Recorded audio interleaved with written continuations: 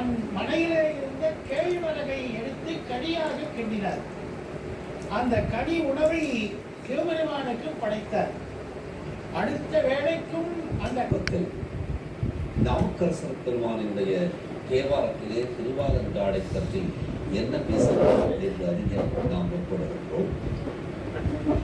வெள்ள நீர் சடைய போதும் விரும்புவார் கெடிய போதும்